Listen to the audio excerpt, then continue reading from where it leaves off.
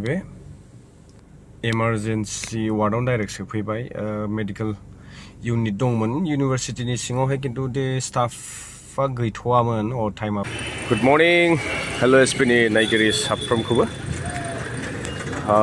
नै पुलिस पइन्टआव रतन कसारी भारत स्वाधीनाव मुंख्लं जानाय बिथांनि मुङावहाय जितु फैगौ 15 आगस्तआव थियेटार बिथांनि मुङावनो बनसुनि बानजायनायावहाय दिन्थिनो थांगासिनो दं जों दा दंफैयो नैयाव पुलिस पइन्टआव आदामोनजों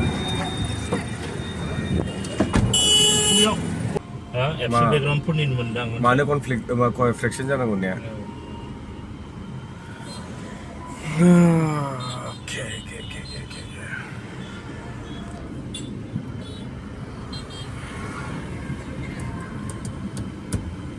सान्दुं गोसायाव थैथाब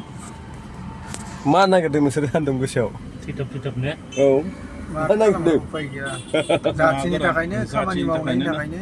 नागिरदों होनना बिदि सहायनांबाय जों गरम मालाया ग्रोम मालाय ओरै थांलाय ओरै फैलाय थाखानिल' केलकुलेसन खालामगासिनो जोंना मानि हिसाब जाथिनि थाखाय थैथाब मिनिबावोसो ने मिनिग्रायाथ' बहुद दं बिदिनो जों गाज्रि गाथ्राव मावबाय आरो समा बारग'लांजोबोलाय जोंना बिदिनो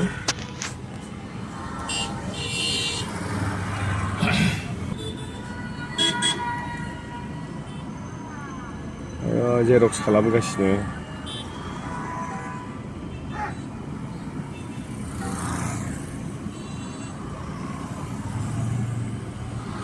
नै जोंना ओरैबायदि दुखुनांथाव बाथ्रा जादों खिनोबो टाइम मोनाखै ओंखायनो नै हाखु दाखु लाबोब्रबनांबाय मोदोमा एसे गिदिर नालाय साइजआ रायजोफोरा साननो हागौ जों बिराद लाक्जारियास माने फैसा खरस खालामनानै थायो नै नाय बेफोरबायदि थालाबायो हायाव उन्दुलाबायो नै नायदो बेहायनो सानै न'फ्राव बिदि उन्दुबावा बिदि उन्दुफैनांगौ जायो उफाय गैया रुमाव फैथ'बाय दसे स्पर्ट्स कमप्लेक्स नैबे स्पर्ट्स हस्टेलाव ओंखामबो मोनजायाखै दासिमबो 15 आगस्तनि जितु रतन कसारीनि मुङावहाय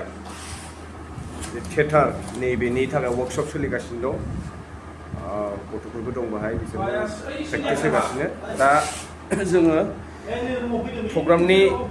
इनभिटेसन लेटारफोरखौ आलासिफोरखौ लिंहैनो दिनै फुंनि दहायनिफ्रायनो खारथिंगासिनो ओरैबायदि अबस्था सोरला बोरला जाजोबखाबाय आरो दा ओंखाम जानो थांनि This is our room and the rest all artists-फोरनि ओरैहाय female artist आर'नाइनि डिजाइनफोरखौ नाय बे रिसेपसन काउन्टार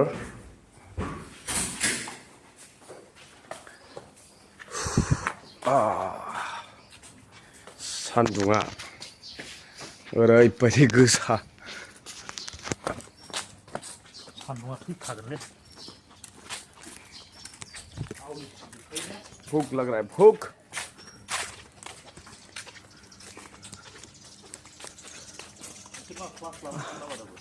गस्ला गोसोमसो गानलायबाय नोङो गरमाव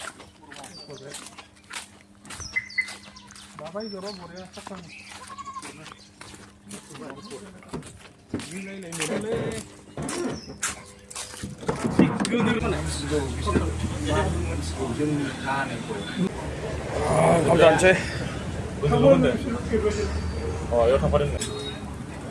थाइबें मोनसे बाथोन मैथा बाथोन आलु भाजि अनलाजों दाउ नामाथाय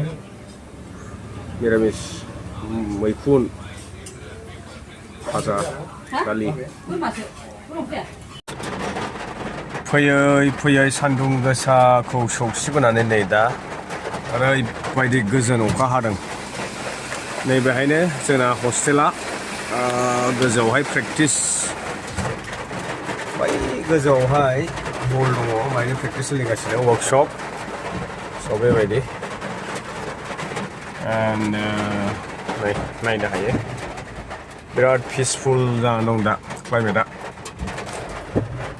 जोङो दायो आरोबाव लास्ट खामानि बाहाय थांनोसै बेनिफ्राय दिनैनि प्रग्रामा बेनो जोबथ'बाय आरो हराव मा एक्टिभिटिस जायो नोंथां सालाकाटि एनटिपिसि नि हाजो अबावथा थांनो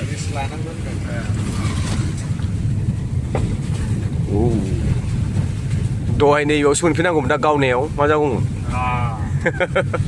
दा आं बेखौ गिहरबाय थादोंमोन बे जायगायाव बे गावफुनायाव मोनफैनांगौबा बिदियाव बा खाथार जाखायो खिन्थु माबानो बिदियाव माबा थायो आथिं देन्जार थाखायनो गोजानावसो नारगारहरखायो अखादोंलै सान्दुंनि उनाव अखा rain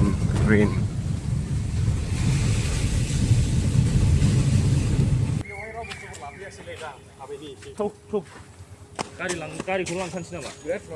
हेल' बहाय दं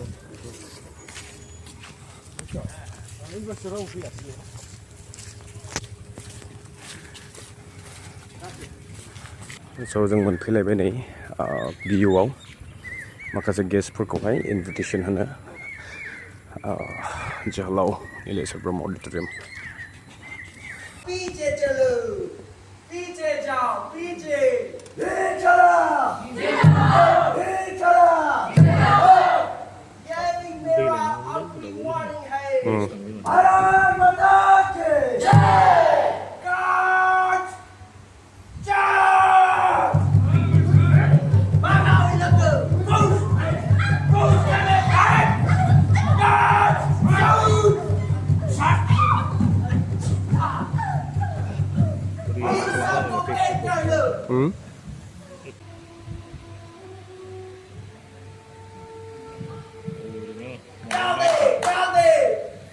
रिहार्सल सोलिगासिनो रतन कसारिनि जे थियेटार वर्कशप बेनि प्रेक्टिस जागासिनो दं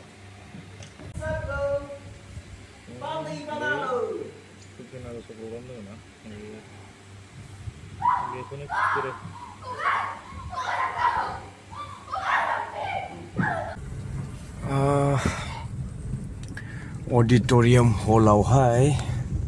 फाइनाल रिहार्सेलनि समावनो हरखाबै गोबां दिनै हिउमिडिटिया हाइमोन